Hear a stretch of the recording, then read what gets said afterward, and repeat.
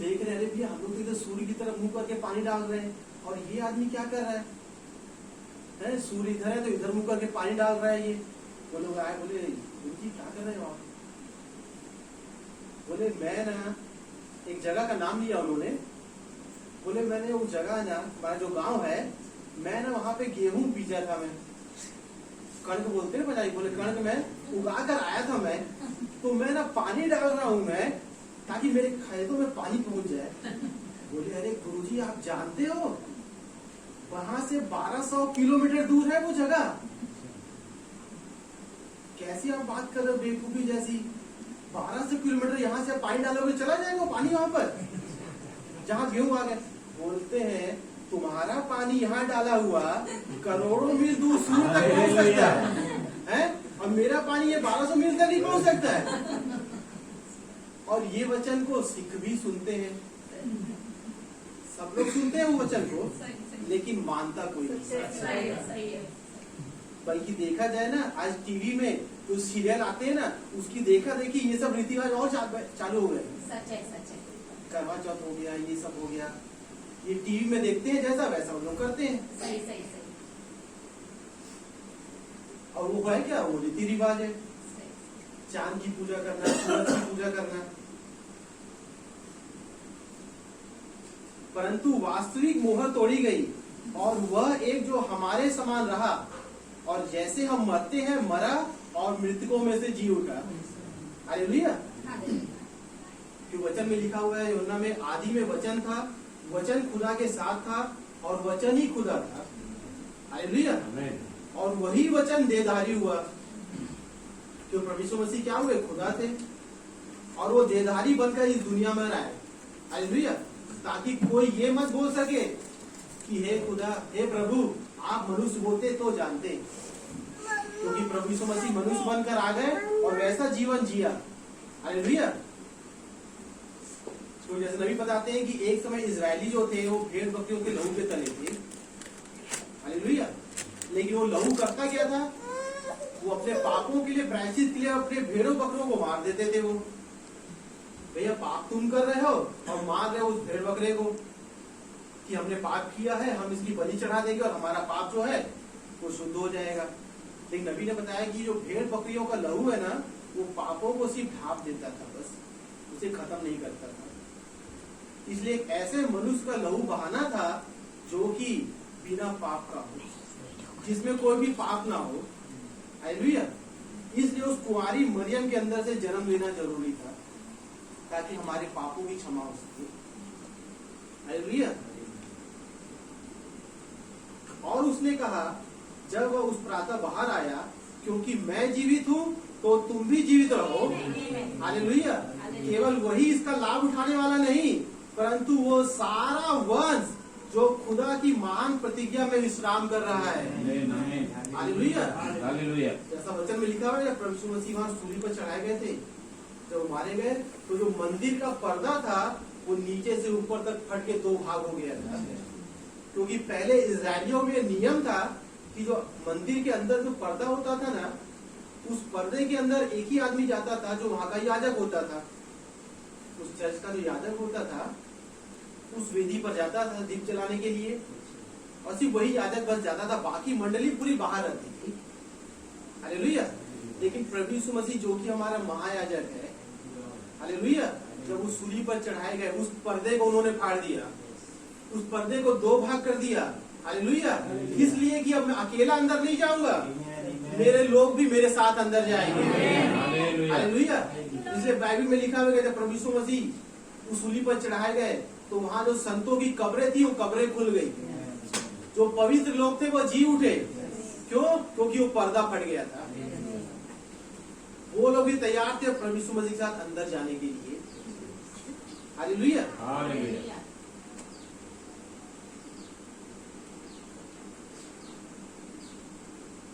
इस महिमा में सूर्य उदय पर खुदा ने यह सिद्ध कर दिया, यह अपना वचन प्रमाणित किया, सारे संशय और संदेह लोगों के मस्तिष्क से हटा दिए, क्योंकि यहाँ वह था जो कभी जीवित था, खाया पिया और मानव जाति की संगति करी। बोले प्रभु यीशु मसीह जब जी उठे तो वही मनुष्य था, लोगों के बीच चल फिर रहा था, जो लोगों के साथ खाता था, रोटी तोड़ता था, ये वही मनुष्य था।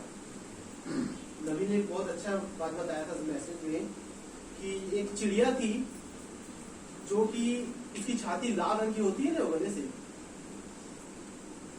नबी बोलते हैं वो चिड़िया जो रोज मेरी खिड़की में सवेरे सवेरे आकर बैठ जाती है, मैं उसे देखा करता था। हालेलुया।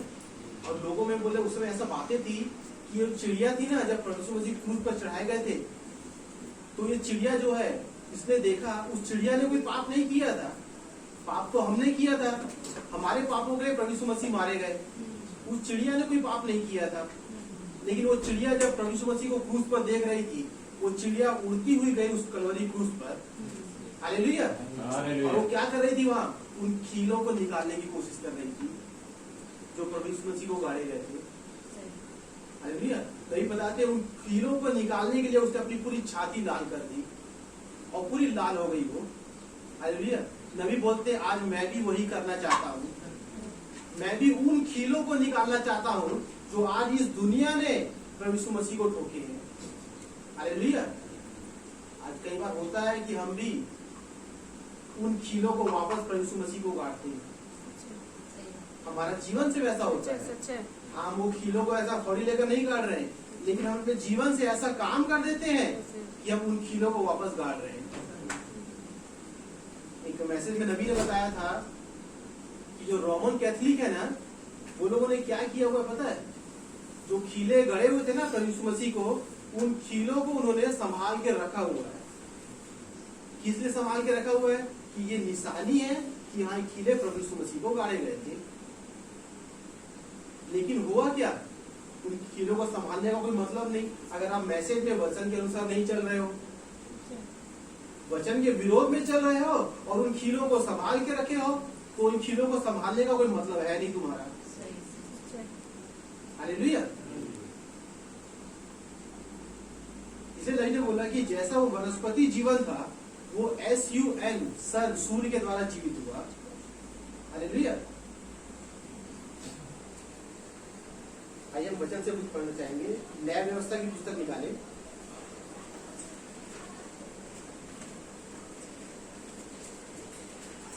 न्याय व्यवस्था 23 अध्याय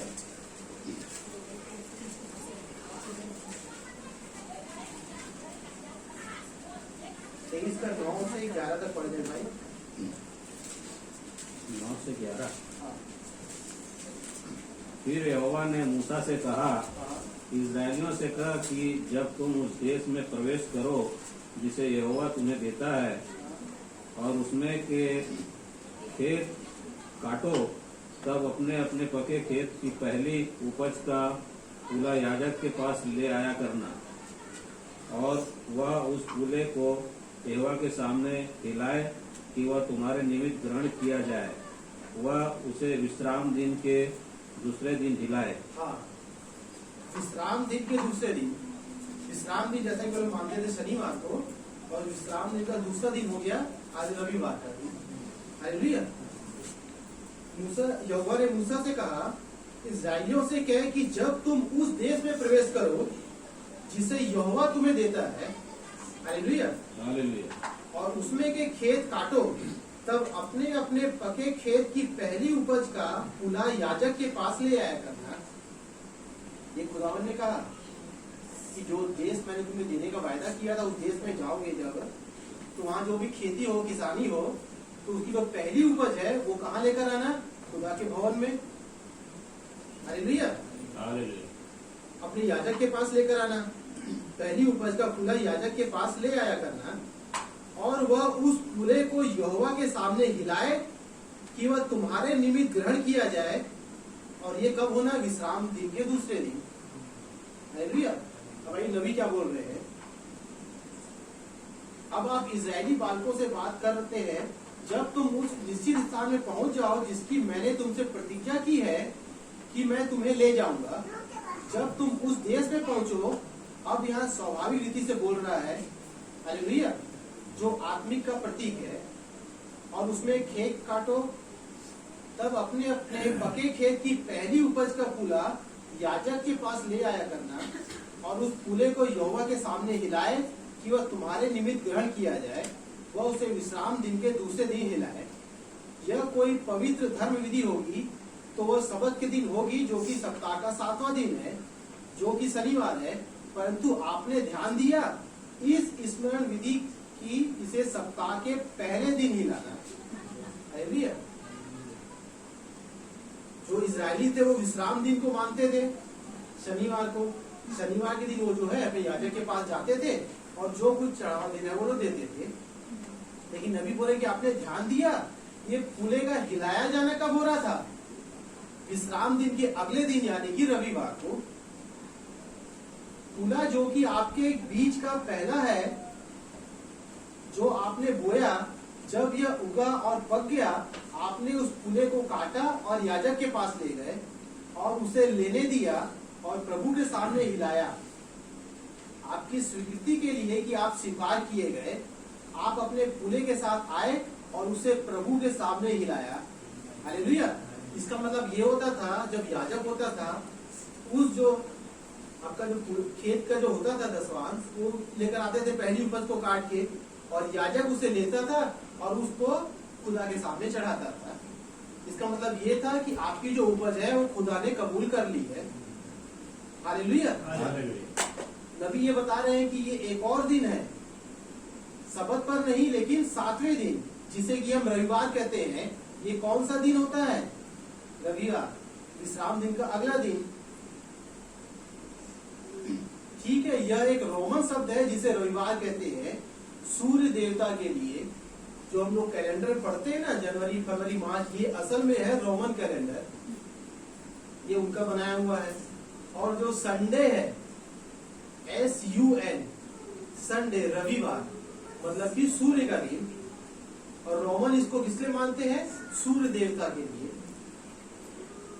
जिसे रविवार कहते हैं सूर्य देवता के लिए। परंतु यह कैसे बदल गया? हालेलुया। नबी बोल रहे हैं कि अब ये संडे, SUN वाला, ये वो सूर्य देवता वाला दिन संडे नहीं रहा, अब ये हमारे लिए बदल गया है SON, संडे।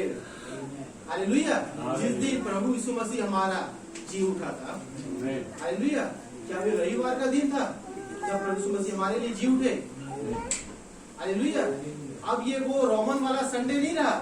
रविवार जो सूर्य की उपासना करते थे वो लोग, वो मान रहे थे प्रभु यीशु मसीह को, लेकिन उपासना किसकी कर रहे हैं? सूर्य की।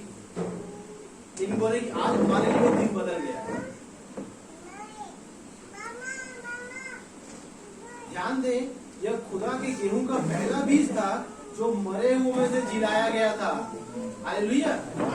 जिस प्रकार हम लोग गेहूं का दाना बोते हैं और होता क्या, वो फिर जी उठता है, तब दूसरे और पौधे लगते हैं और बीज आते हैं ना। तो नबी बोल रहे हैं कि जो प्रभु यीशु मसीह था वो पहला बीज था जो जी उठा था। हालेलुया। इससे पहले ऐसा कोई मरकर जी उठने वाला था नहीं। जो प्रभु यीशु मसीह था वो हमारी पहली उपज थी। इसलिए खुदा ने बोला कि जैसे मैं जी उठा हूँ, जैसे मैं जीवित हूँ, तुम भी जीवित रहोगे। हालेलुया। वो पहला बीज था जो उस दिन जी उठा था।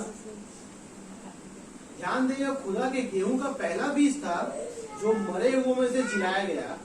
खुदा का पहला गेहूं का दाना, खुदा की जिला देने वाली सामर्थ, खुदा ने उसके जीवन को जिला दिया, उसे मरे हुए में से जिला उठाया, और यह सोए हुए में पहला फल था, पहला फल वो फूला था।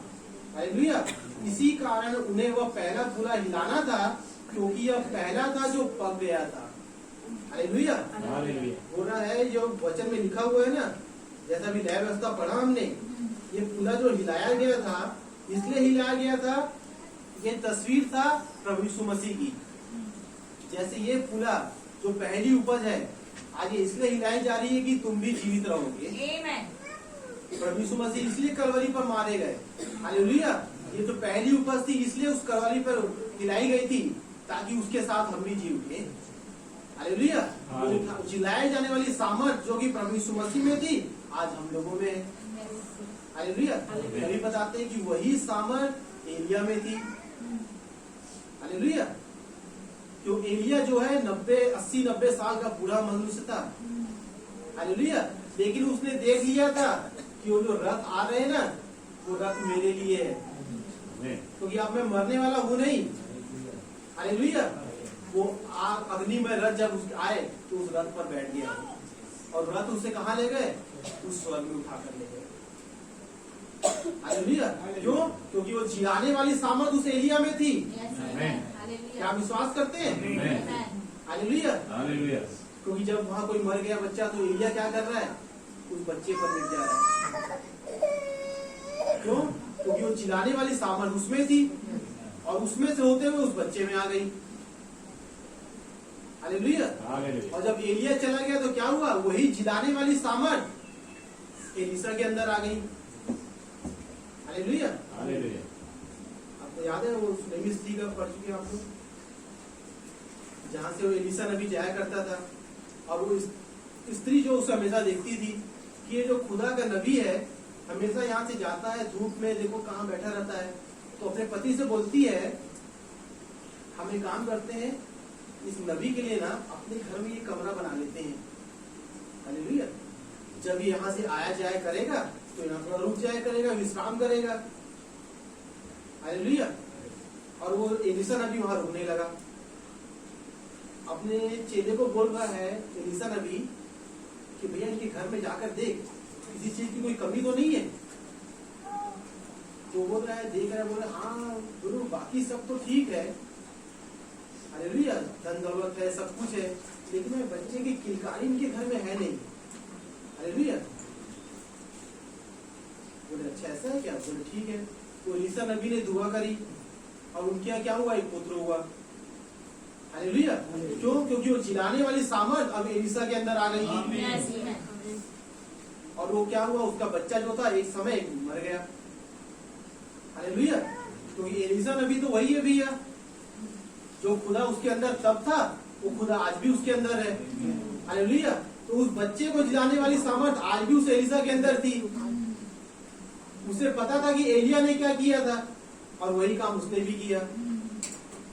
हालेलुया। और उस बच्चे पर लेट गया वो, और हुआ क्या? वो बच्चा जी उठा। हालेलुया। क्या वही सामर्थ आज हमारे नबी में भी थी? हालेलुया। हालेलुया। क्या नबी ने उस मरे हुए बच्चे को जिंदा किया? कैसे किया? किसी मनुष्य के रीति रिवाज के चलते नहीं, ये खुदा था जो उस नबी के अंदर था। हालेलुया। जिसने उस मरी हुई शरीर को जिंदा कर दिया था, वो जिलाने वाली सामर्थ उसके अंदर थी। हालेलुया।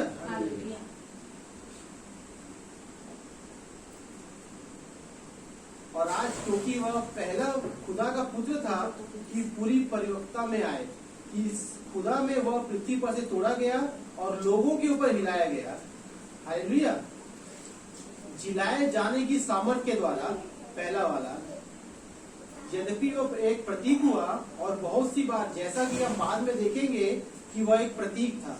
नबी बोल रहे कि वो एक तस्वीर था प्रभु यीशु मसीह जो था, परंतु यह वाला वास्तव में जो स्वयं में है, उनमें पहला फल उसे प्रतिज्ञा के वंश पर हिलाया जो कि जीवन की प्रतिज्ञा था।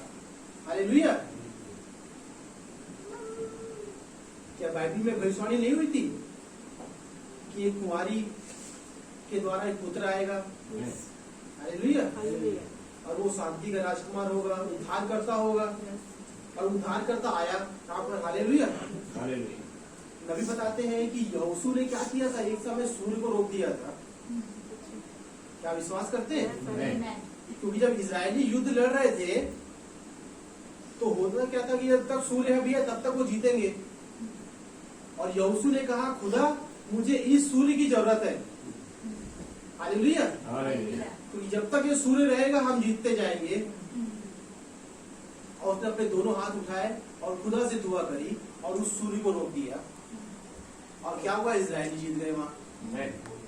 नबी बोलते हैं आज हमारे लिए भी वो समय है। हालेलुया। क्योंकि यहोशू ने तो उस SUN वाले सन को रोका था, लेकिन आज आपके लिए समय है। आज आप दुआ करें और मांगे उस SON वाले सन को। हालेलुया। कि खुदावन मुझे इस सन की जरूरत है, क्योंकि जब तक ये सन है मैं हमेशा जीतूंगा। हालेलुया। जब तक ये सन मेरे साथ है मुझे कोई हरा नहीं सकता। हालेलुया। ये बीमारी मुझे हरा नहीं सकती है, ये गरीबी मुझे हरा नहीं सकती है। हालेलुया। ये दुनियादारी के लोग मुझे हरा नहीं सकते हैं। हालेलुया। मुझे मुझे आज इस सन की जरूरत है। आमीन। और खुदा ने उस समय यहोशू की सुनी तो आज हमारी भी सुनी। हालेलुया। क्योंकि आज वो तुम्हारे अंदर है। आमीन। अभी बोल रहे हैं हालेलुया। क्योंकि आज वो खुदा तुम्हारे अंदर आ चुका है, इसलिए आज वो समय है तुम मांगो जो मांग सकते हो, खुदावन तो तुम्हें दे सकता है। हालेलुया।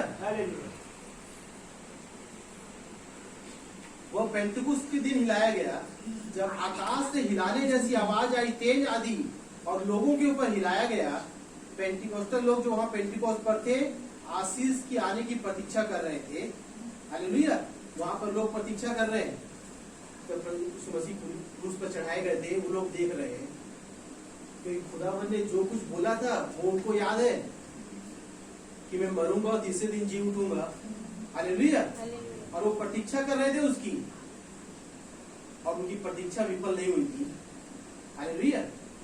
जैसा कि अभी अपने पढ़ा था, आइए हम वचन में इसकी डाले थी मरकुस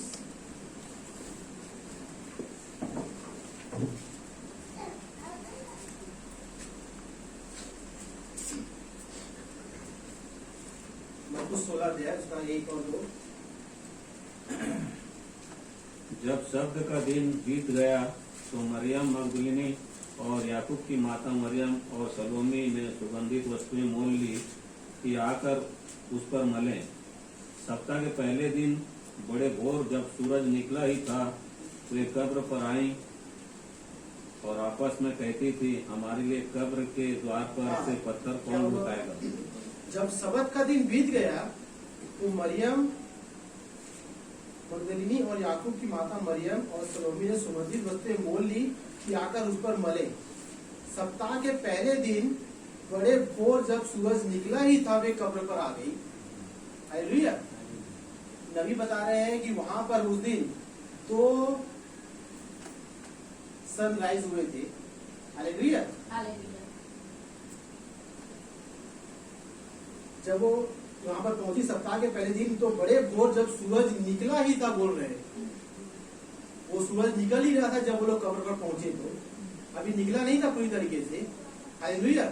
नहीं बोल रहे कि एक सन तो वहां पे उग रहा था जो इस दुनिया के लिए था। हालेलुया। लेकिन जब वहां पर गई तो वो खोज रही है कि हमारा प्रभु कहाँ है।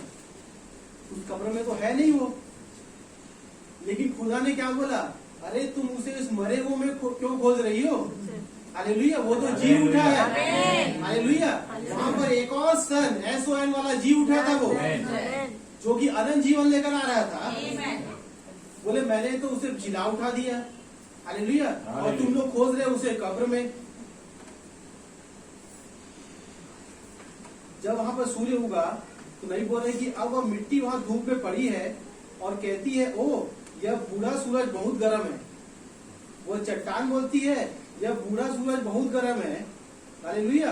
परंतु उस बीज ने, छोटे से बीज ने कहा, अरे मैं तो इसी की प्रतीक्षा कर रहा था। हालेलुया। क्योंकि बोल रहे कि जो प्रकृति का सूरज था, उस सूरज के नीचे कितनी भी दुनिया हो, कितने भी लोग हो, वो एक दिन मर जाएंगे। हालेलुया। लेकिन वहां पर कुछ बीज थे जो बोल रहे थे हम लोग इस सूरज की प्रतीक्षा नहीं कर रहे थे, हम लोग उस सूरज की प्रतीक्षा कर रहे थे जिसने बोला था कि तुम इस शरीर को ढा भी दोगे तो मैं 3 दिन में फिर खड़ा कर दूंगा। मुझे तो उस सूरज की इच्छा थी बहुत, मैं तो उसकी प्रतीक्षा कर रहा था।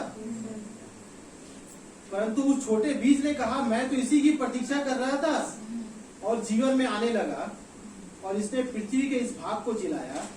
क्योंकि सूर्य चट्टान को जिलाने के लिए नहीं भेजा गया था, ना ही मिट्टी को जिलाने के लिए, परंतु बीज के जीवन को जिलाने के लिए भेजा गया था। हालेलुया। हालेलुया। क्योंकि प्रभु मसीह जब जी उठे थे तो उनके साथ में वहां कब्रें खुल गई थी। वहां पर कुछ बीज थे, कुछ जीवन थे वहां जो उठ गए थे। हालेलुया। ऐसे नहीं बोल रहे कि उस चट्टान को जिलाने के लिए प्रभु मसीह नहीं आए थे, या मिट्टी को जिलाने के लिए नहीं आए थे। हालेलुया। उन बीजों को जिलाने के लिए जो उत्पत्ति के पहले से उसने चुन के रखे हुए थे। हालेलुया। अब पवित्र आत्मा आता है, निसंदेह यह नहीं भेजा गया था। क्यों नहीं? सारे लोग इसे स्वीकार नहीं करते, यह इनके लिए नहीं भेजा गया। हालेलुया। नबी बोल रहे हैं कि अब सब लोग इसका विश्वास नहीं करेंगे, क्योंकि ये सबके लिए भेजा ही नहीं गया। ये किसके लिए भेजा गया? तो चुनिंदा लोग थे वहां पर। जब प्रभु यीशु मसीह आए थे तो वहां पर कुछ थे अनपढ़ लोग थे। पतरस मछुआरा था, बोले मैं तो इनके लिए भेजा गया हूँ, मैं फिलिप्पुस के लिए भेजा गया हूँ, मैं यूहन्ना के लिए भेजा गया हूँ। हालेलुया। आप लोगों ने पढ़ा हुआ है गवाही उछील पर यूहन्ना क्या बोल रहा है? बोलता है जब मैं बचपन में छोटा सा था ना, तो मेरी माँ मुझे कहानियां सुनाती थी। हालेलुया। और उसकी माँ कहानी सुनाती थी, जब इजरायली मिस्र देश से निकल कर आए थे ना, तो आसमान से उनके लिए खाना बरसता था। वो बचपन से उन कहानियों को सुनता आ रहा था। वो जब इजरायली मिस्र से निकल कर आए तो मन्ना आसमान से बरसता था, उन्हें कुछ कमाने धमाने की जरूरत नहीं थी। हालेलुया। क्योंकि 20 लाख लोग थे वहां पर। अब उनको खिलाए कौन? कोई मनुष्य तो भैया खिला नहीं सकता। ये खुदा जो आसमान से मन्ना बरसाता था और वो लोग खाते थे। और यूहन्ना इन बातों को सुनता था हमेशा, छोटा सा बचपन में उसकी माँ कहानियां सुनाती थी और वो सुनता था। बोलता वो बचपन से सुनता आ रहा था और वो ये सोचता था कि मुझे लगता है कि आसमान में बहुत बड़े बड़े तंदूर होंगे। हालेलुया। और खुदावन वहां बड़ी बड़ी रोटियां बनाता होगा और आसमान से फेंकता होगा, क्योंकि 20 लाख लोगों को खिलाना कोई मामूली बात है नहीं भैया। हालेलुया। बोलता मैं तो यही सोचता था कि बड़ी बड़ी रोटियां ऊपर से गिरती थी और इजरायली खाते थे। लेकिन बोलता है जब प्रभु यीशु मसीह ने उन 5000 लोगों को हालेलुया उन 5 रोटी में से खिलाया, तब मैं समझ गया भैया यही खुदा है। क्योंकि प्रभु यीशु मसीह ने क्या किया?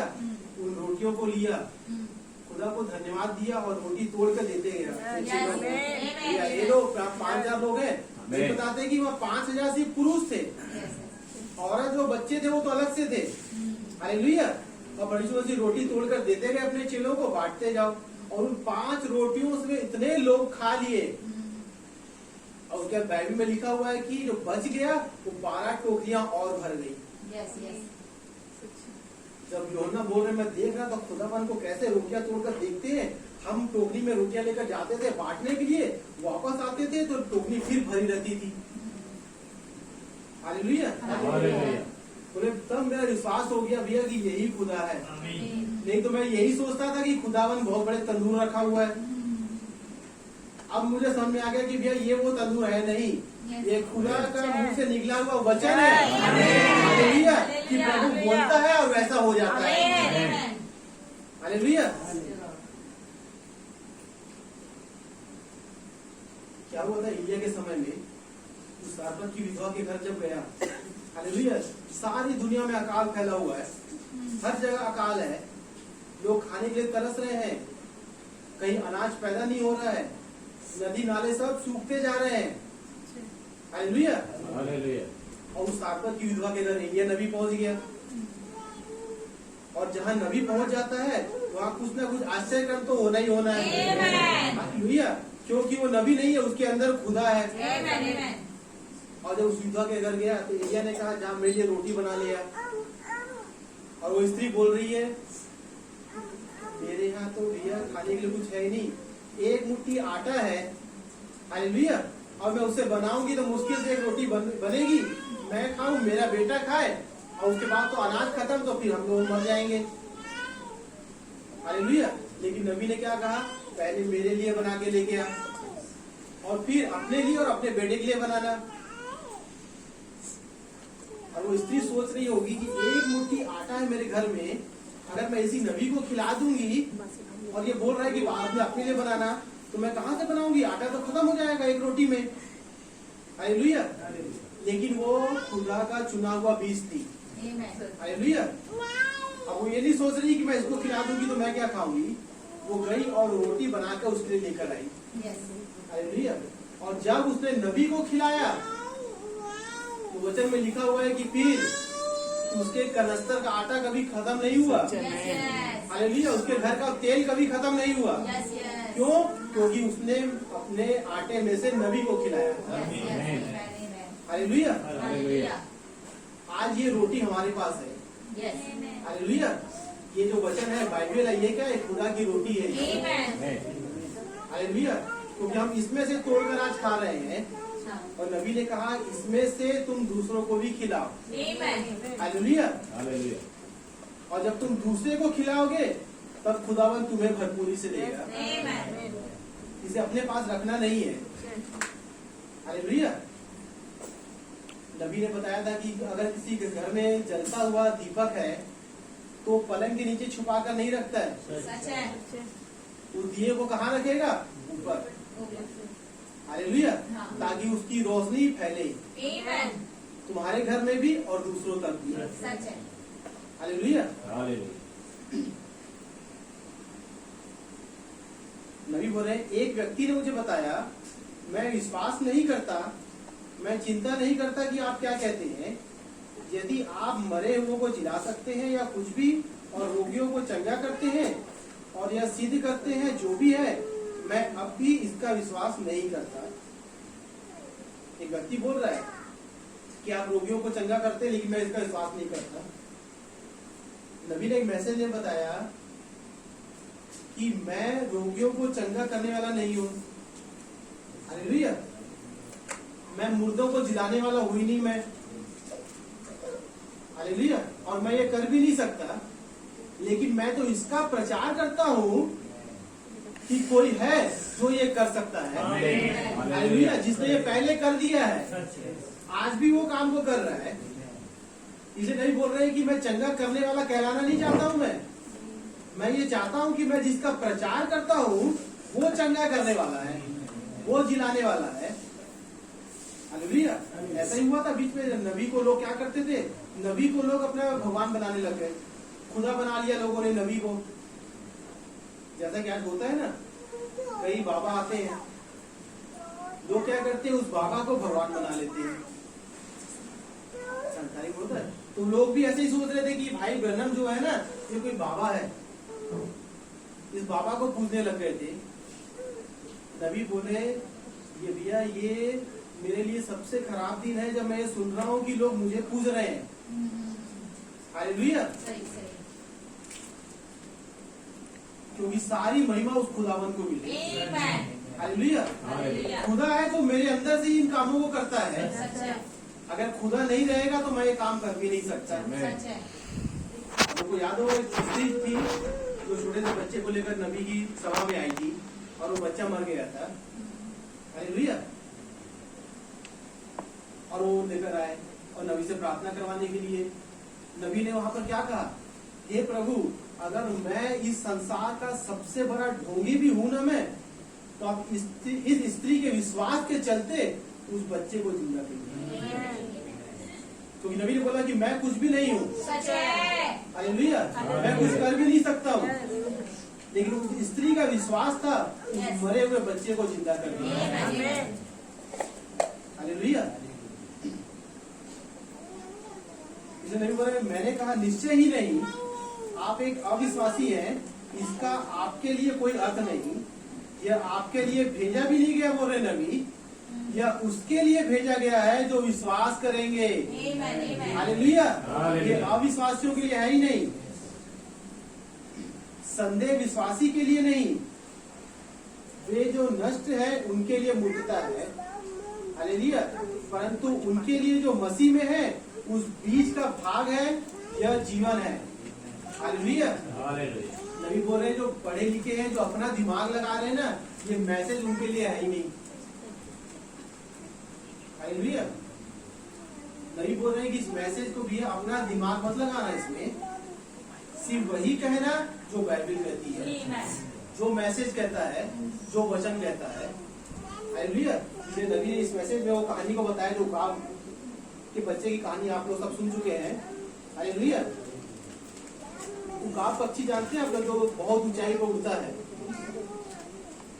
उकाब ने अंडे दिए हुए थे। हालेलुया।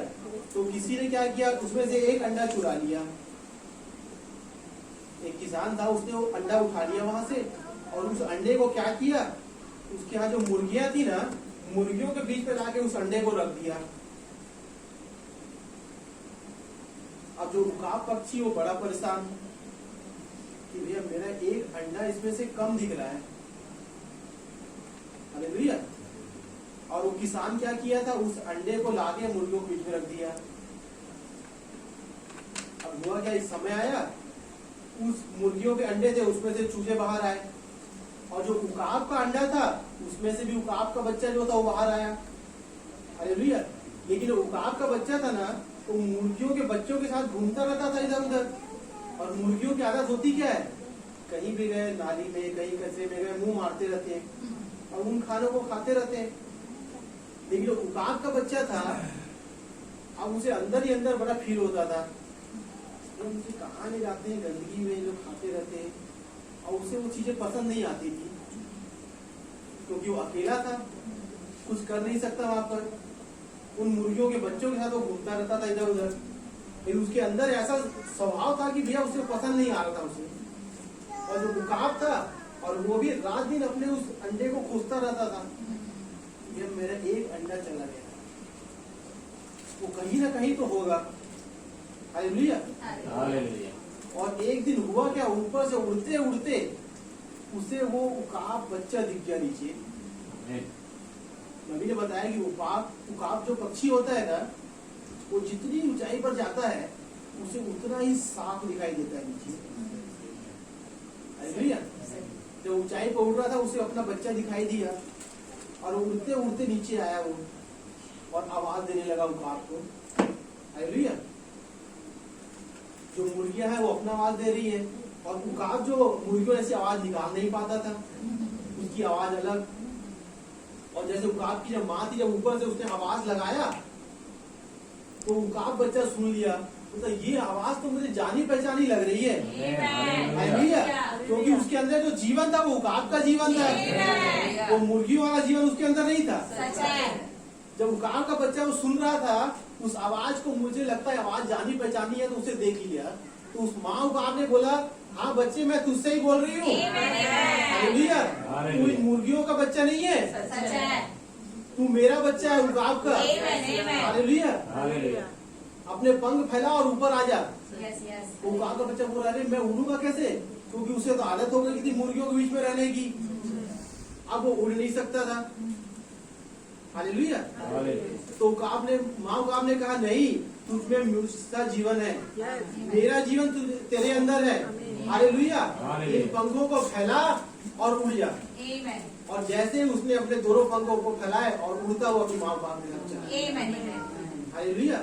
आज भी खुदावन यही बोल रहा है कि तुम्हें वो जीवन नहीं है मुर्गियों वाला, जो आज क्या हो गया, बाकी कलीसिया क्या कर रही है, वही मुर्गियों वाला जीवन। हालेलुया। वही 25 दिसंबर मनाना है, फिर वही पार्टियां मनानी है, और वही खाना जो कचरा है नालियों का खाना वही खाना है। हालेलुया। इसलिए बाप माँ बोल रही है कि तुझमें मेरा जीवन है। हालेलुया। आज खुदा हमको उस नामधारी कलीसियाओं से बाहर ले आया। क्यों लेके आ गया, क्योंकि हमें उस उकाब का जीवन था। हालेलुया। अब हमें वापस उस जीवन में नहीं जाना है। हालेलुया।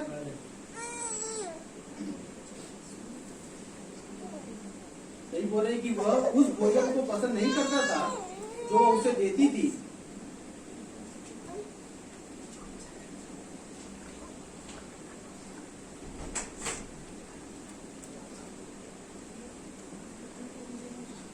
ऐसे ही खुदा वह महान उकाब है, अपने विचारों में वह जानता है कि उसकी एक कलीसिया है, उसे मालूम है उसके कुछ लोग होंगे, कोई मतलब नहीं उनसे क्या चीज लिपटी है, कोई मतलब नहीं कि वे किसके यहाँ पर जन्मे हैं, वह ढूंढ रहा है, वह अपनों को ढूंढ रहा है। हालेलुया। जैसे उस उकाब को पता था ना कि मेरा एक बच्चा है, उसमें मेरा जीवन है, वैसे बोल रहे आज महान उकाब जो कि खुदावन है, उसे मालूम है कि मेरी एक कलीसिया है, मेरे कुछ लोग हैं। हालेलुया। अब उसको ये मतलब नहीं कि आप कहाँ पर जन्मे हैं, आप किस परिवार में जन्मे हैं। हालेलुया। आपका सांसारिक जीवन कैसा है उसे इससे मतलब नहीं है। हालेलुया। लेकिन खुदा का बीज जो उत्पत्ति से पहले उसने आपके अंदर रखा हुआ है, इसलिए वो आपको पहचानता है। हालेलुया। क्योंकि ये मेरा जीवन है।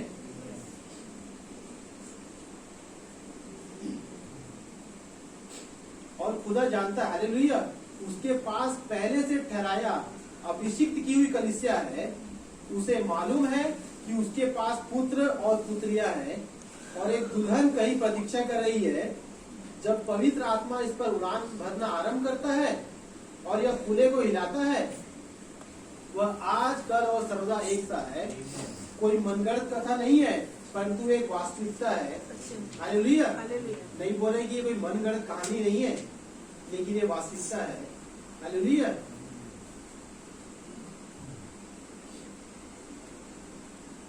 पैराग्राफ 150 पढ़ रहा हूं मैं।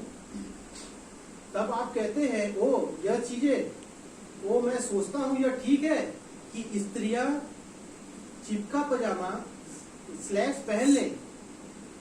नहीं बोले कि क्या ये पहनना चाहिए स्त्रियों को, जबकि वचन कहता है कि नहीं। हालेलुया। देखिए, इसे आपको उसके लिए चिल्लाना है। जैसा आज पहनते हैं ना, नबी ने बताया कि स्त्रियों को जीन्स नहीं पहनना चाहिए, क्योंकि वचन में लिखा हुआ है कि कोई भी स्त्री पुरुष का पहनावा ना पहने। ये स्त्रियों के कपड़े अलग है, पुरुषों के अलग है। और नबी ने जब देखा अमेरिका में वहां की स्त्रियां ऐसे ऐसे कपड़े पहनती हैं, वो क्या कर रही है, वचन के विरोध में, और उन कपड़ों को पहनकर वो कहाँ जा रहे थे, चर्च जा रहे थे। हालेलुया। और जब नबी इन बातों को बोलना चालू किए तो वहां कुछ लोग थे जो उनका विरोध करने लगे। भैया, आपको प्रचार करना है भाई ब्रनम, तो बाइबल में जो लिखा है वो प्रचार करो। आप क्या स्त्रियों के पीछे पड़ जाते हो? जब देखो बस स्त्रियों के पीछे। औरतों को बाल नहीं कटाना चाहिए, औरतों को जींस नहीं पहनना चाहिए। नबी ने बोला कि ये सब बाइबल में लिखा हुआ है कि स्त्रियों को पुरुष का पहनावा नहीं पहनना है। सही बात। हालेलुया। नहीं बोल रहे, मैं चिंता नहीं करता कि आपके पास्टर ने क्या कहा। यह जो वचन कहता है, यदि आप चूजे होना चाहते हैं तो उनके साथ जाएं। नहीं बोल रहे हैं, अगर आप चूजे हैं, मुर्गी के बच्चे हैं ना, तो आप उनके साथ जाएं। जैसा वो लोग करते हैं आप करें।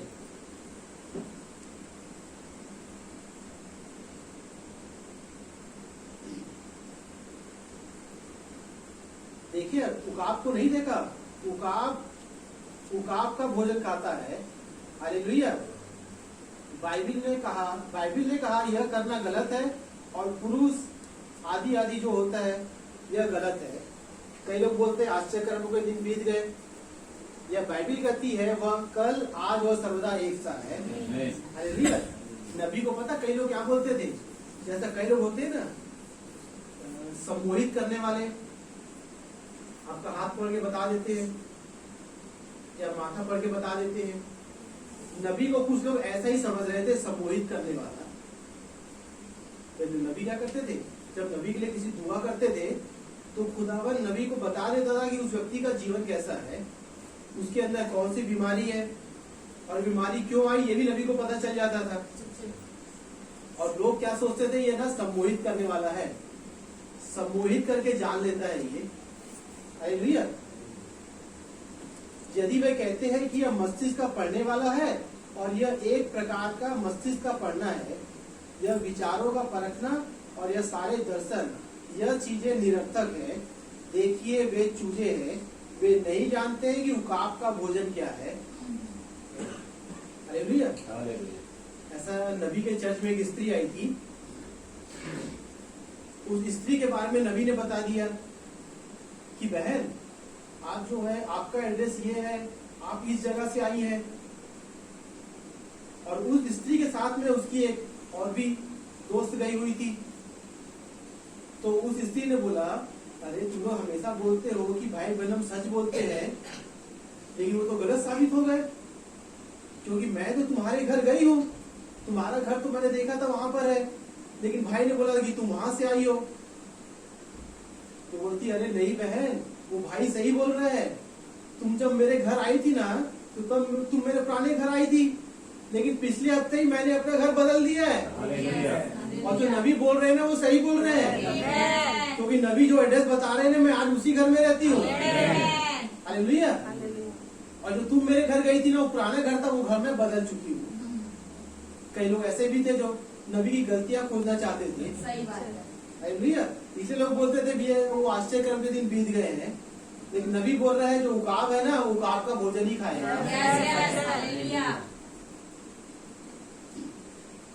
यदि वह आत्मा जिसने उसे मरे हुए में से जिलाया वह वचन है, हालेलुया।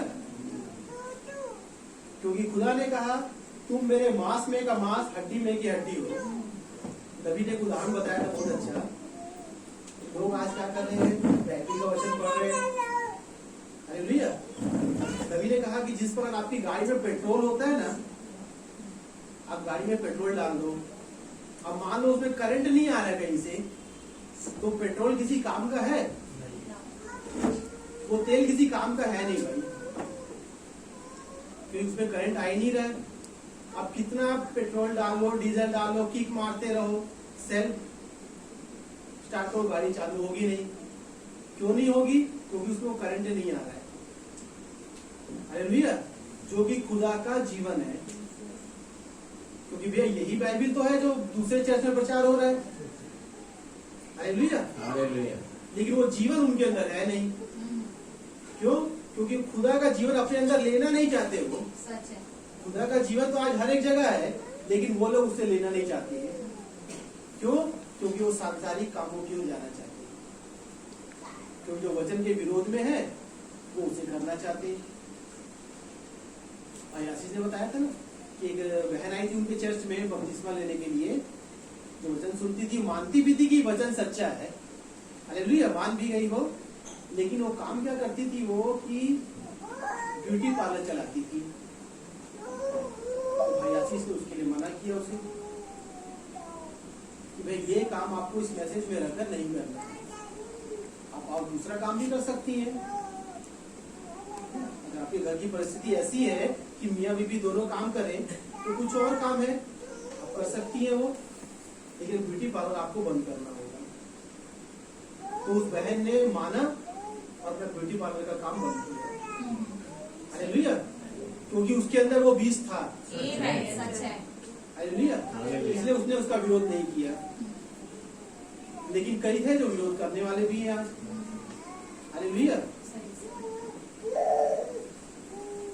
जब एलिया ने कहा था आपसे, इजाबेल से, हालेलुया, तुम्हें ये काम नहीं करना चाहिए, तो वो लोग क्या करे, एलिया के पीछे पड़ गए। ये एलिया जो है ना हमारे विषय में ऐसा गलत बोलता है। एलिया, हमें खुदा ने आजाद पंछी बनाया है, हम जैसा करें वैसा करें। ये कौन होता है हमको बोलने वाला? जैसे नबी को लोग बोलते थे ना, हम जो मर्जी पहने, चाहे बाल कटाए, जो मर्जी करें। उस एलिया नबी को ही बोलते थे लोग, उस एलिया के पीछे पड़ गए थे। आज के समय भी लोग ऐसी एलिया के पीछे पड़ गए थे। हालेलुया। इसलिए नबी जब जैसा बोलते हैं ना, पहला खींचाओ और दूसरा खींचाओ, जब तक नबी बीमारों को चंगा करते थे, मुर्दों को जिलाते थे, तब तक लोग नबी के पीछे। मगर नबी के मैसेज में उनके इतनी भीड़ होती थी कि लोगों को खड़े होकर मैसेज सुनना पड़ता था। सही सही। वहां बैठने की जगह नहीं होती थी। सही। लोग बाहर दीवारों पर खड़े होकर चढ़ चढ़ के मैसेज सुनते थे नबी का। और जब ये मोहरें खुली, नबी ने इन मोहरों से प्रचार करना शुरू किया, तब हुआ क्या, लोग दूर होना चाहिए। उन्हीं के चर्च के भाई थे जो नबी को छोड़ने लगे। हालेलुया। क्योंकि भैया अब ये मैसेज में ये ऐसी सी बातें बोलता है जो मानना हमारे बस में है नहीं। हालेलुया। लेकिन नबी ने क्या बोला, मैं वही प्रचार करूंगा जो वचन कहता है। मैं वही प्रचार करता हूं जो पौलुस ने किया। हालेलुया।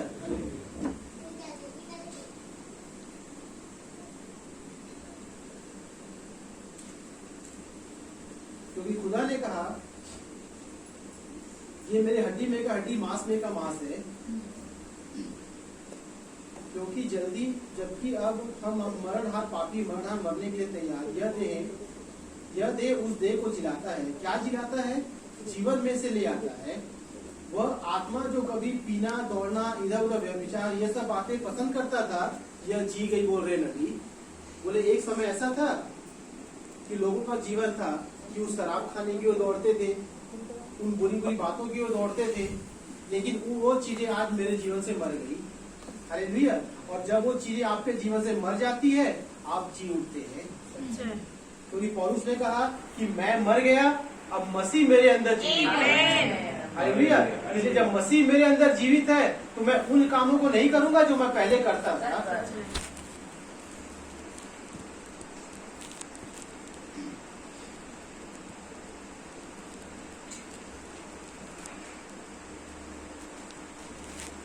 पैराग्राफ 255 निकालें।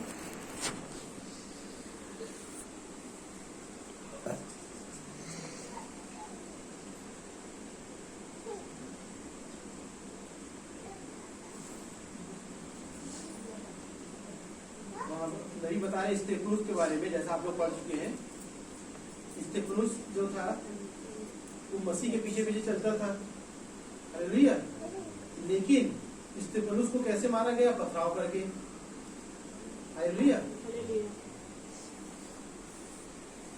अब हम इस पर ध्यान दें, इसने स्तेफनुस पर क्या किया। स्तेफनुस जिलाने वाली सामर्थ से भरा हुआ था। क्या ये बात सही नहीं थी? देखिए, वह चिल्लाने की सामर्थ से भरा था। इसने उसे भयभीत नहीं किया। उसने कहा, तुम हठीले लोगों और हृदय और काम से खतना रहित, तुम सदा पवित्र आत्मा का सामना करते आए हो, जैसे तुम्हारे बाप दादों ने किया। जिस धर्मी का आगमन भविष्यवक्ता ने दर्शाया, क्या तुम्हारे बाप दादाओं ने उसे पथरवा नहीं किया? वो उसे कुछ कर दिया। निश्चय ही वह जिलाने वाली सामर्थ से भरा हुआ था। हालेलुया। स्तेफनुस जो था मसीह का प्रचार कर रहा था और लोग उसके विरोध में थे और पत्थरवा करके उसे मार डाला गया। हालेलुया। लेकिन वो जिलाने वाली सामर्थ जो प्रभु यीशु मसीह में थी, वही उसमें भी थी। हालेलुया। इससे स्तेफनुस ने क्या कहा? जब उसे पत्थरवा किया जा रहा था तो उसने कहा, मैं स्वर्ग को खुला हुआ देखता हूँ। हालेलुया।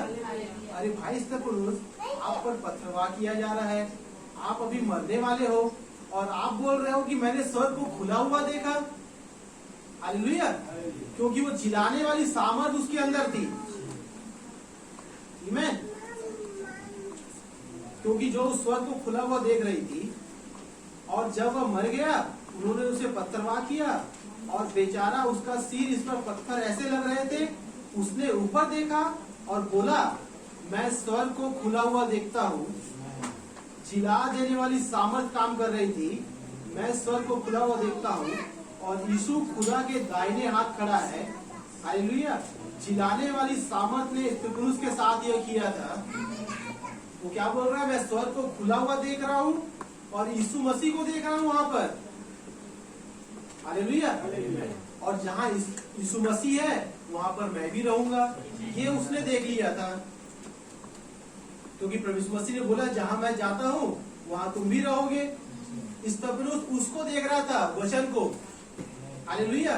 इसलिए वो स्वर्ग को खुला हुआ देख रहा है और वो सोच रहा है कि जहां मेरा यीशु मसीह है, अब मैं भी वहां रहने वाला हूँ। हालेलुया। दूसरे व्यक्ति पर ध्यान दें जिसके साथ जिलाने वाली सामर्थ थी। उसका नाम फिलिपुस था। हालेलुया। आप लोग फिलिपुस को जानते हैं। नबी बता रहे हैं कि जब फिलिपुस प्रचार कर रहा था ना, वहां पर बहुत बड़ी बेदारी सभा चल रही थी। वहां बीमारों को चंगा किया जा रहा था, वहां शैतानों को निकाला जा रहा था। बहुत बड़ी बेदारी सभा वहां चल रही थी फिलिपुस के पास। लेकिन खुदावन ने क्या कहा फिलिपुस से? तू यहाँ से जा और उस रेगिस्तान में चला जा। फिलिपुस बोलते, अरे प्रभु, यहाँ इतनी अच्छी बेदारी सभा चली रही है, यहाँ इतने रोगी चंगे हो रहे हैं और आप उस रेगिस्तान में भेज रहे हैं। खुदा ने बोला, उस खोजे के पास चला जा, क्योंकि उसके अंदर मेरा बीज है। हालेलुया। और उसे आज बपतिस्मा लेना जरूरी है, क्योंकि मैंने उसे उत्पत्ति से पहले से चुना हुआ है। हालेलुया। और फिलिपुस को क्या हुआ? कई किलोमीटर दूर खुदा का आत्मा उठाकर ले गया और उसके द्वारा उस खोजे ने जीवन पाया और बपतिस्मा लिया। क्यों? क्योंकि फिलिपुस के अंदर वो जिलाने वाली सामर्थ्य है। हालेलुया। और उसे वहां एक खोजा मिला और उसे यीशु मसीह के नाम में बपतिस्मा दिया। एक मनुष्य जो संदेश को इथोपिया ले गया। हालेलुया। यही खोजा था जो इस मैसेज को लेकर इथोपिया गया।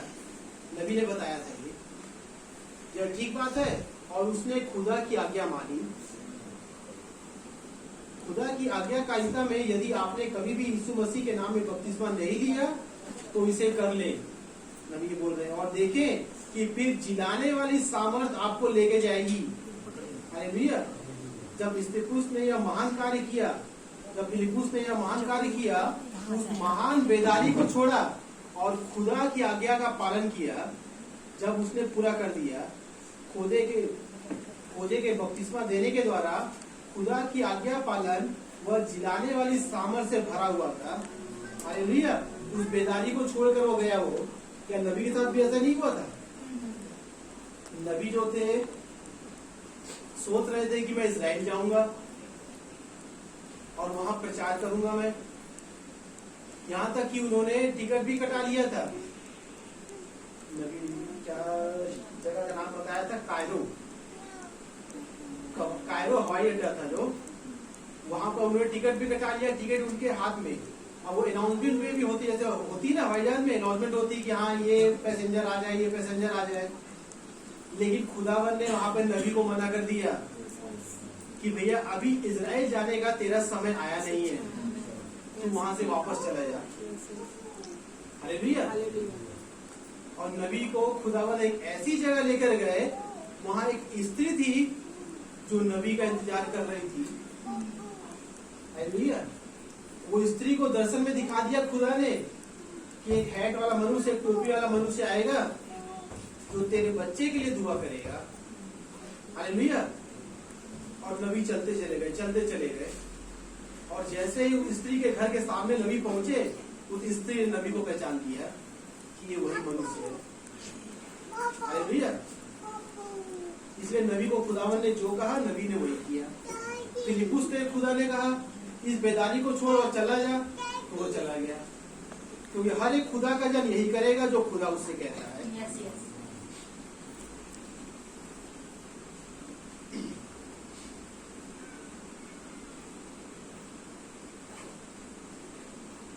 हम ऐसी चीजों से थक चुके हैं।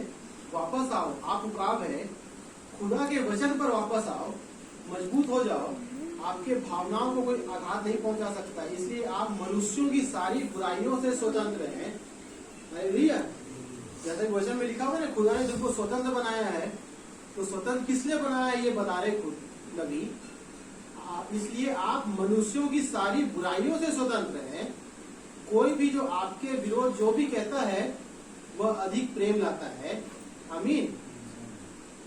इसी बार जो मैसेज दिया था उसमें नबी ने क्या कहा था? आप उनसे प्रेम करें जो आपसे प्रेम नहीं करते हैं। हालेलुया। कोई भी आपके विरुद्ध जो भी कहता है यह अधिक प्रेम लाता है। और जिलाने वाली सामर्थ आपको स्वर्गीय स्थानों में ले गई। एक उकाब जो चूजों से ऊपर उठता है, मसीह यीशु में स्वर्गीय स्थानों में है। हालेलुया। जब फिलिप्पुस के ऊपर था जिसने उसे जिला दिया और उसे दूर ले गया। हालेलुया। वही बता रहे ऐसा ही एक व्यक्ति था हनोक। हनोक भी सांसारिक था, वो संसार में भी चलता था वो। हालेलुया। मतलब संसार के कामों को करता था, अपने घर परिवार के कामों को चलता था। हालेलुया। लेकिन उसमें एक बीज था, खुदा का बीज था उसके अंदर। हालेलुया। और उसे पता था कि मुझे, जो नबी ने बताया कि वो 500 साल खुदा के साथ चला। वो कैसे चला? वो क्योंकि जिलाने वाली सामर्थ उसके अंदर थी। हालेलुया। क्योंकि उसने इस अंतिम समय में कुछ लोगों को देखा था। हालेलुया। क्योंकि कुछ लोग हैं जिनका रैप्चर होने वाला है, कुछ लोग हैं जो उड़ने वाले हैं। और उन्हीं को देखकर हनोक समझ गया था कि भैया जब ये लोग उड़ सकते हैं तो मैं भी उड़ सकता हूँ। हालेलुया। हनोक नाम का एक व्यक्ति था, वह खुदा के हर वचन के साथ लगभग 500 वर्ष चला। उसकी एक गवाही थी, मैंने एक बार भी उसके वचन का उल्लंघन नहीं किया। वह जिलाने वाली सामर्थ से भरा हुआ था। जब खुदा का वचन उसके अंदर था, यहाँ तक कि उसे मरना भी नहीं पड़ा, उसे ऊपर घर उठा लिया गया, बस चलना आरंभ किया। वह इतना जैसे कि फिलिप्पुस, वह जिलाने वाली सामर्थ से भरा हुआ था। बजाय इसके कि गाजा पर जाता और दूसरे स्थान पर जाता जहां उन्होंने उसे ऊपरी किनारे पर पाया, बजाय उस मार्ग के वह बस चला गया और कहा, जो भी है मैं बूढ़ा मनुष्य हूँ, मेरे पास इतनी जिलाने वाली सामर्थ्य है कि मैं चलता हुआ पृथ्वी से बाहर चला जाऊंगा। हालेलुया। वो अपने शरीर को नहीं देख रहा है कि मैं बूढ़ा हो गया हूँ। हालेलुया। लेकिन उसे पता है कि मेरे अंदर जो जीवन है वो कभी बूढ़ा नहीं होगा, उस राज्य में कभी कोई बूढ़ा नहीं होगा। वो जिलाने वाली सामर्थ उसके अंदर थी। हनोक की उस चित्त गवाही के साथ ही हर वह चीज जो खुदा ने मुझे करने को कहा मैंने किया। हर चीज जो मैंने देखी, जो उसने मुझसे करने को कहा, मैंने इसे किया। हालेलुया। अब ध्यान दे एलिया पर। देखिए एलिया भविष्यवक्ता पुरुष अपने दिन में, भाई बहनों मुझे क्षमा करें, उस दिन में उसने मुंह रंगी हुई स्त्रियों को ललकारा, वे इजाबेल और अहाब के विरोध में बोला और तब तक खड़ा रहा और कोई नहीं उसके समान दिखा कि उसके साथ खड़ा हो। वहाँ एलिया के साथ खड़े रहने वाला कोई भी नहीं था जब वो इजाबेल और अहाब के विरोध में बोल रहा था। हालेलुया। क्या आज के समय भी ऐसी हुआ? एलिया के हमारा जो एलिया नबी है उसके साथ में खड़ा होने वाला कोई भी नहीं था जब वो स्त्रियों के विरोध में प्रचार कर रहा था वो, और उसने फटकार लगाई और समाप्त किया और वहां खड़ा रहा और खुदा ने उसकी चिंता की और हर जगह उसकी सहायता की। आप जानते हैं वह बूढ़ा एक दिन थक गया और उसने कहा मैं बूढ़ा हो रहा हूँ, इसलिए अब मैं और आगे नहीं बढ़ सकता। वह जा रहा है, मेरा अनुमान है 90 वर्ष का। वह बहुत बूढ़ा और वहां घूम रहा था और जीवित करने वाली सामर्थ्य से इतना भरा हुआ था। आप जानते हैं क्या? उसने यरदन के पार देखा था। हालेलुया। यरदन के पार उसने क्या देखा था कि भैया वहां से मेरा रैप्चर होने वाला है। हालेलुया। यहोशू ने क्या देखा था कि मुझे उस यरदन के पार जाना है। क्यों जाना है भाई? क्योंकि वो देश है जो खुदा ने हमें दे दिया है। हालेलुया। जिस देश के लिए हम इतनी मेहनत कर रहे हैं और उस यरदन के पार एलिया ने देख लिया था। जीवित करने वाली सामर्थ्य से इतना भरा हुआ था जब तक कि उसने रथ को वहां खड़ा हुआ नहीं देख लिया। कुछ आग के घोड़े और अग्निमय रथ वहां किसी वृक्ष से बंधा था। वह बस नदी के पार गया और यहाँ तक कि बिना मरे घर को चला गया। जिलाने वाली सामर्थ ने उसे वहां भेज दिया था।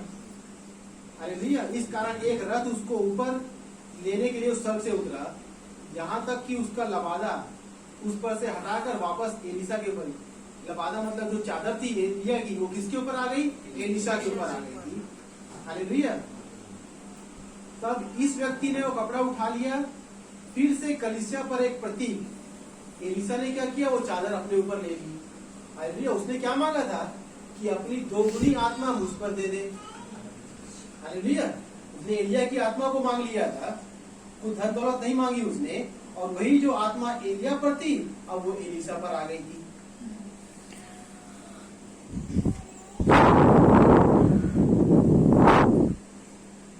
परंतु चिल्लाने वाली सामर्थ्य भरा हुआ था और सारी चीजें, यहाँ तक कि यह सारी चीजें उसने दोगुनी की जो एलिया ने किया था, उससे भी अधिक जो उसने किया था। और ध्यान दे 80 या 90 वर्ष का जीवन जिया। वह बूढ़ा हो गया और वह मर गया। हालेलुया। जब एलिशा मरा तब क्या हुआ था? हालेलुया। उसकी हड्डियों को छूकर एक मरा हुआ व्यक्ति जी उठा था। हालेलुया। क्या विश्वास करते हैं? क्यों हुआ ऐसा? क्योंकि वही जिलाने वाली सामर्थ जो एलिया में थी वही एलिशा के अंदर आ गई थी। जो मरी हुई हड्डियां है वो जी उठी। आप जानते हैं जिलाने वाली सामर्थ ने उसे नहीं छोड़ा। उसके बहुत वर्षों बाद जब हड्डियों पर से उसका सारा मांस सड़कर हट गया था, वह कब्र में पड़ा हुआ था। एक दिन वो एक मरे हुए मनुष्य को ले जा रहे थे और उन्होंने शत्रु को देखा और उन्होंने इसे एलिशा की हड्डियों के ऊपर फेंक दिया। उसके अंदर जिलाने वाली सामर्थ इतनी थी उन हड्डियों में, यहाँ तक कि वह मनुष्य फिर से जिंदा हो गया। हालेलुया। यह तुम्हारी मरणहार देहों को जिलाएगा। यद्यपि कब्र में पड़े और सड़े हुए और अब भी वह जिलाने वाली सामर्थ उस धूल पर थी जो एलिसा की हड्डियों में थी। वो जिलाने वाली सामर्थ अभी भी थी उसमें। हालेलुया। वह जिसने मसीह को मरे हुए में से जिलाया, वह तुम्हारी मरणहार देह को भी जिलाएगा। हालेलुया। क्योंकि मसीह को जिसने जिंदा किया वो क्या था? वो खुद खुदा था जो मरे हुए से जी उठा। नबी बोल रहे हैं कि वही जिलाने वाली सामर्थ आज भी है। हालेलुया। क्योंकि सामर्थ किसी मनुष्य में नहीं है, ये सामर्थ इस वचन में है जो मरे हुए व्यक्ति को भी जिला सकती है। हालेलुया। मूसा के अंदर क्या था? हालेलुया। जैसा वचन में हमने पढ़े, जब रूपांतर वाले पर्वत पर यीशु मसीह गए तो वहां पर दो मनुष्य और भी आ गए। कौन कौन थे? मूसा और एलिया। लेकिन हमने तो पढ़ा है कि मूसा वहां पर मर गया था। हालेलुया। लेकिन नबी बता रहे हैं कि वो जिलाने वाली सामर्थ उसके अंदर थी, मूसा के अंदर। नबी ने बताया कि मूसा वहां पर मरा जरूर, लेकिन उसकी लाश वहां पड़ी नहीं रही। हालेलुया। खुदा ने उसे वहां पर सड़ने नहीं दिया था। वो दूत थे जो उसे उठाकर ले गए थे। हालेलुया। इसलिए मूसा और एलिया जो है प्रभु यीशु मसीह के साथ वहां दिखाई दिए थे।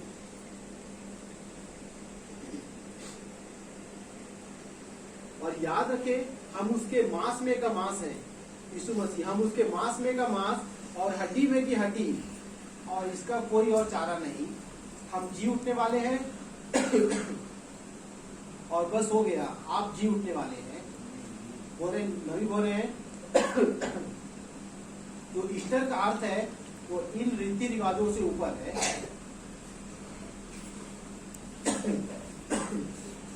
क्योंकि हमारी देह उसके संग जी उठी और हम स्वर्गीय स्थानों में बैठे हैं। हालेलुया। और हो सकता है यह देह समुद्र में सड़ जाए और यह भूमि में सड़ जाए और यह राख हो जाए, परंतु वह आ रही है। क्या आ रही है? क्योंकि वह आत्मा जिसने प्रभु को मरे हुए से जिलाया, वह मरणहार देह को भी जिला देगा। हालेलुया। इसने आपकी मरणहार देह को जला दिया और अब हम उसके लाभ उठाने वाले बन गए हैं। हालेलुया। आइए हमने एक वचन पढ़े, ज्यादा समय नहीं लूंगा। पहला थिस्सलुनीकियों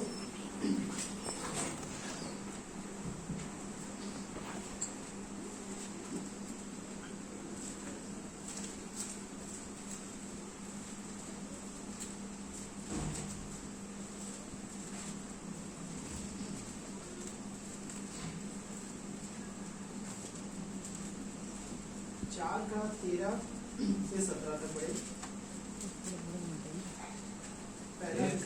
हे भाइयों, हम नहीं चाहते कि तुम उनके विषय में जो सोते हैं अज्ञानी रहो। ऐसा ना हो कि तुम दूसरों के समान शोक करो जिन्हें आशा नहीं। क्योंकि यदि हम विश्वास करते हैं कि यीशु मरा और जी भी उठा, तो वैसे ही खुदा उन्हें भी जो यीशु में सो गए हैं उसी के साथ ले आएगा। क्योंकि हम प्रभु के वचन के अनुसार तुमसे यह कहते हैं कि हम जो जीवित हैं और प्रभु के आने तक बचे रहेंगे, सोए हुओं से कभी आगे ना बढ़ेंगे। क्योंकि प्रभु आप ही स्वर्ग से उतरेगा, उस समय ललकार और प्रधान दूत का सब सुनाई देगा और खुदा की तुरही फूंकी जाएगी, और जो मसीह में मरे हैं वे पहले जी उठेंगे। तब हम जो जीवित और बचे रहेंगे उनके साथ बादलों पर उठा लिए जाएंगे कि हवा में प्रभु से मिले, और इस रीति से हम सदा प्रभु के साथ रहेंगे। आमीन। हालेलुया। हे भाइयों, हम नहीं चाहते कि तुम उनके विषय में जो सोते हैं अज्ञानी रहो। ऐसा ना हो कि तुम दूसरों के समान शोक करो जिन्हें आशा नहीं। इस संसार में हो क्या रहे, लोगों को आज पूछो तो सब यही बोलते हैं, भैया बस यही जीवन तो है, पैदा हुए हैं एक दिन मर जाना है। हालेलुया।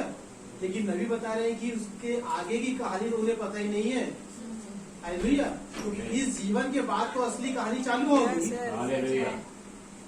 आमीन। इसलिए वो लोग तो शोक करते हैं, क्योंकि यदि हम विश्वास करते हैं कि यीशु मरा और जी भी उठा, तो वैसे ही खुदा उन्हें भी जो यीशु में सो गए हैं उसी के साथ ले आएगा। आमेन। हालेलुया। नबी एक और कैरेक्टर के बारे में बता रहे हैं, जैसे अयूब पहले अपने महान परिश्रम के अधीन, वो उससे हर चीज ले ली गई थी। शैतान ने कहा उसे मुझे लेने दो, मैं उससे तेरे मुख पर तेरी निंदा करवाऊंगा। हालेलुया। खुदावन ने क्या कहा शैतान से, अरे कहां से आ रहे हो? तो शैतान ने कहा बस पृथ्वी पर ढोलचा डालता आ रहा हूं मैं। तो खुदा ने कहा क्या तूने मेरे दास अयूब को देखा है? तो शैतान बोल रहा है उसे देखना क्या है प्रभु, आपने सब कुछ तो उसे दे के रखा हुआ है।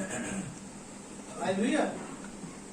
ये सब चीजें उससे लेकर देखो, सब कुछ अपना जो है हटाकर देखो उसके ऊपर से, तब देखना वो कैसे तुम्हारे विरोध में बोलेगा, वचन के विरोध में बोलेगा। खुदा बोलता अच्छा ऐसी बात है तो जा, बस उसके प्राणों को मत लेना, और उसके अलावा जो तू कर सकता है कर ले। हालेलुया। इसलिए बोल रहे हैं कि शैतान ने कहा उसे मुझे लेने दे, मैं उससे तेरे मुख पर तेरी निंदा करवाऊंगा, और तब उसे छोड़ दिया। कहा तू उसके जीवन को ना लेना। खुदा ने कहा कि उसके जीवन पर तो मत लेना, और उसने सब किया सिवाय उसके जीवन के, और यहाँ तक कि उसकी पत्नी उसके विरोध में हो गई। कहा उसकी सांस उसके लिए अपरिचित हो गई। दूसरे शब्दों में उससे कोई मतलब नहीं, प्रतीत होता है कि उसका उससे कोई प्रेम नहीं रहा, बस उसे धक्का दे दिया। अयूब तू देही है, तू क्यों नहीं खुदा को कोसता और मर जा। उसकी स्त्री क्या बोल रही थी, उसकी पत्नी जो थी, खुदा ने सब कुछ ले लिया, जो कुछ तेरे पास था सब कुछ चला गया। तू अभी भी जब देखो खुदा की तारीफ करता रहता है। तो वो क्या बोल रहा है अयूब? अयूब बोला वो मूर्ख स्त्री के समान बातें करती है। देखिए वह उसे पकड़े रहा जो उसके पास था। अब वह एक भविष्यवक्ता था, उसने कहा मैं पापी नहीं हूं, मैंने दिया हुआ बलिदान चढ़ाया है। आमीन। वह जानता था कि वह कहाँ खड़ा था, वह वचन पर था, कोई मतलब नहीं दूसरे क्या कहते हैं, वह ठीक वचन पर टिका था। तो उस महान जबरदस्त घड़ी में कहा तू एक मूर्ख स्त्री के समान बातें करती है। उसने कहा प्रभु ने दिया और प्रभु ने लिया। आमीन। हालेलुया। प्रभु का नाम धन्य हो। मैं इस संसार में खाली आया, मैं यहाँ नंगा पाया और उसी प्रकार चला जाऊंगा। प्रभु का नाम धन्य हो। वहाँ अपने फोड़ों में टूटा हुआ बैठा, उसके बालक मर गए, वह कंगाली में घिरा हुआ, उसके सारे मित्र उसके विरोध में, उसकी कलीसिया के सदस्य सब कुछ स्वयं को खुजला रहा था वो। और कितनी दयनीय स्थिति अभागा। आप में से कोई भी अभी तक ऐसा नहीं, वह अब भी उस वचन को थामे रहा। नबी बोले जितनी परेशानियां अयूब के ऊपर में आई ना, आप में से ऐसा कोई भी नहीं है जो परेशानियां उसके ऊपर आई, लेकिन फिर भी उसने कहा खुदा ने दिया और खुदा ने लिया। खुदा का नाम मुबारक हो। आमीन। और अपने वचन पर टिका रहा। हालेलुया। क्यों? क्योंकि उसके अंदर वो बीज था, वो जिलाने वाली सामर्थ नबी बोल रहे कि उसके अंदर थी। हालेलुया। उस घड़ी में भी उसने देख लिया था कि मेरा छुड़ाने वाला जीवित है। हालेलुया। और वो जीवित है तो मैं भी जीवित रहूंगा। हाँ, भले ये शरीर मेरा मर जाए, लेकिन मेरी आत्मा कभी नहीं मरेगी, क्योंकि मैं उसके वचन पर चलता हूँ। हालेलुया। और वो खुदा मुझे एक दिन फिर जिला उठाएगा, क्योंकि वह एक उकाब था। आप सारे समय उसकी आंख पर झिल्ली नहीं डाल सकते। यकायक वचन पर खड़ा हुआ, क्या घटित हुआ? आकाश सिमट गया, गर्जने होने लगी, बिजली कड़कने लगी, और अयूब ने ऊपर की ओर देखा और एक दर्शन देखा।